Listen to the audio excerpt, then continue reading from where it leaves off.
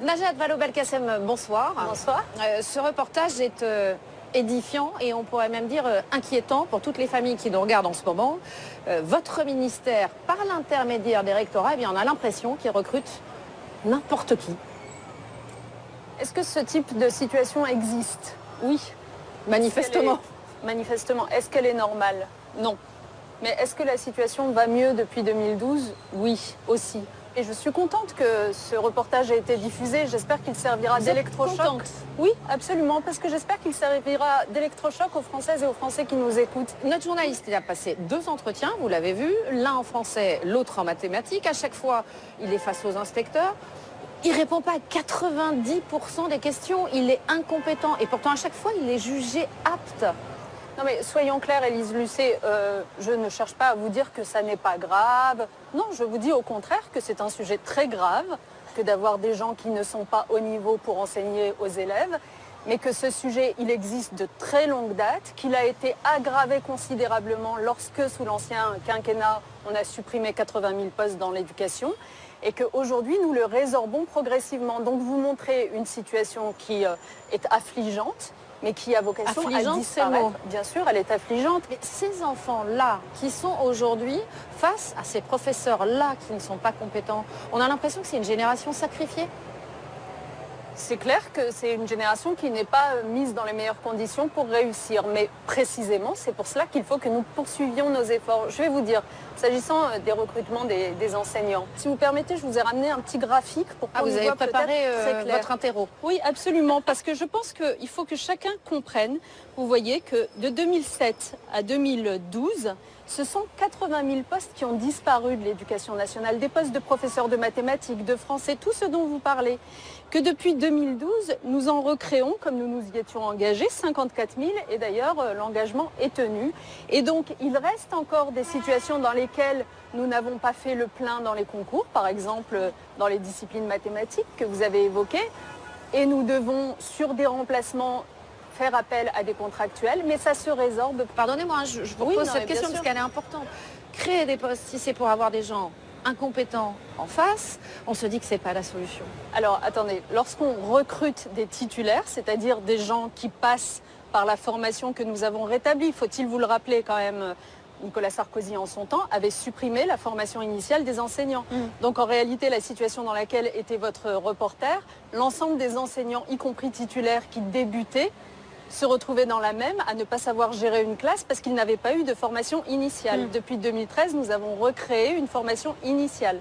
Qu'est-ce que vous dites aujourd'hui à des parents qui constatent ouvertement que le prof de maths qui est en face de leurs enfants, que le prof d'histoire, d'espagnol, le prof de français n'est pas au niveau?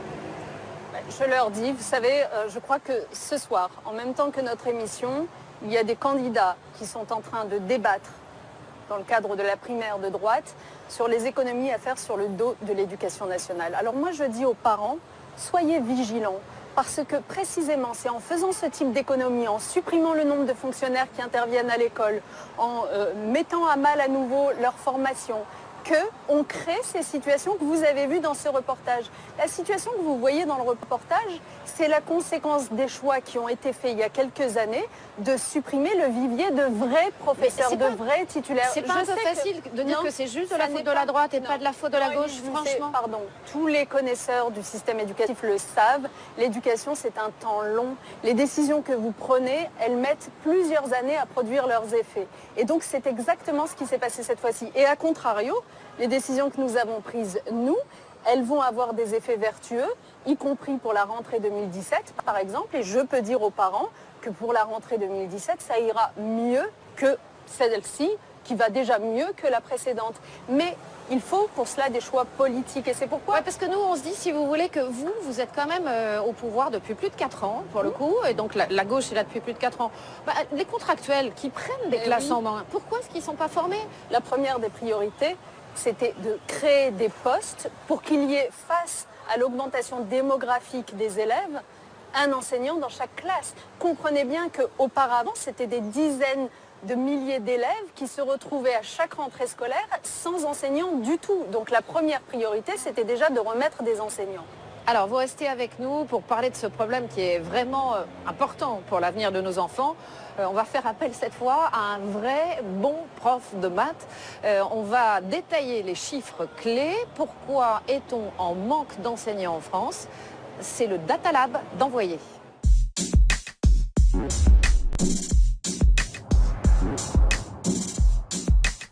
Bon, prenez un papier et un crayon.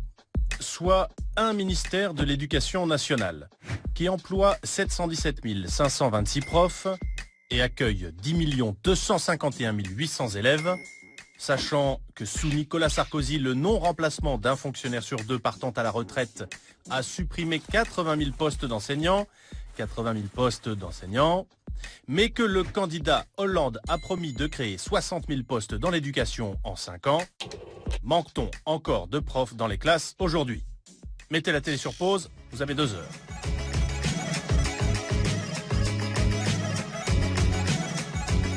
Ok, on vous explique. Côté Hollande, promesse tenue.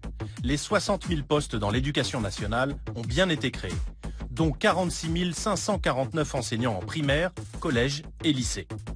Sauf que 25 938 d'entre eux ne sont encore que des stagiaires qui partagent leur temps entre cours et formation. 46 549 moins 25 938 égale 20 611 postes de profs titulaires seulement, créés en 5 ans. Conclusion, oui, nous manquons toujours d'enseignants et ce sont nos enfants qui trinquent. Parfois, c'est même une double punition. Car certains postes créés ne trouvent pas de candidats. L'an dernier, sur 12 609 postes proposés, 1676 sont restés vacants. Personne pour faire la classe. Adieu, monsieur le professeur, on ne vous oubliera jamais. En 2015, le nombre de candidats à l'enseignement a chuté d'1 tiers par rapport à 2007. Il faut dire que la France ne chouchoute pas vraiment ses enseignants, comparé à ses voisins. Selon l'OCDE, en début de carrière, un prof français au collège gagne 2 246 € bruts par mois. Son collègue allemand, 3 978 €.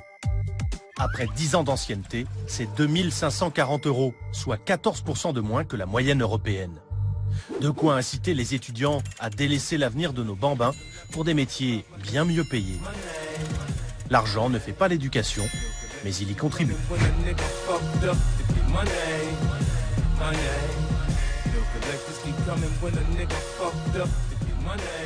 Franchement, ces chiffres, ils parlent d'eux-mêmes. Salaire de base d'un prof de collège en début de carrière en France, 2 246 € bruts, contre 3 978 € en Allemagne. Ce sont les chiffres de l'OCDE, on les source bien. J'ai envie de dire, mais comment est-ce que vous voulez attirer des bons profs avec des salaires comme ça? C'est une question que je partage totalement et c'est la raison pour laquelle je me suis engagée dans la revalorisation salariale la plus importante que ce pays ait connue depuis 1989. Donc c'est ce qui se prépare aujourd'hui. C'est ce qu'ils disent les syndicats, que ça arrive bien tard et puis que ça arrive comme par hasard quelques mois avant une élection présidentielle. D'abord, ça n'a pas attendu cette année pour arriver, pardonnez-moi. Enfin, juste un petit rappel.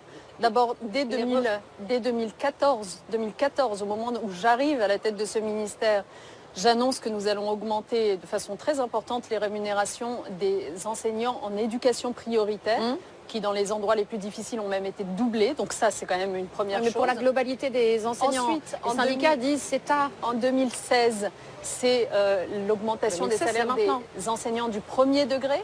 Une prime, une indemnité de 1 200 € qui voit le jour à cette rentrée-ci, ça y est, qui est versée ces jours-ci d'ailleurs aux enseignants. Vous les entendez quand même, les syndicats et même les enseignants, ils disent oui, ils font ça parce qu'il y a les élections. Mais non, pas du tout. Enfin, encore une fois, et je termine, et pour tous les enseignants, un protocole de rémunération qui va entrer en vigueur à partir de janvier 2017 et qui va leur permettre d'ici 2020 d'être parmi les mieux rémunérés des pays de l'OCDE. On parle d'un financement d'1 milliard d'euros en tout, dont 500 millions, c'est-à-dire la moitié, sont mis en œuvre dès le budget 2017 que nous allons adopter au Parlement dans quelques jours. La moitié du financement qui est mis en œuvre, voilà.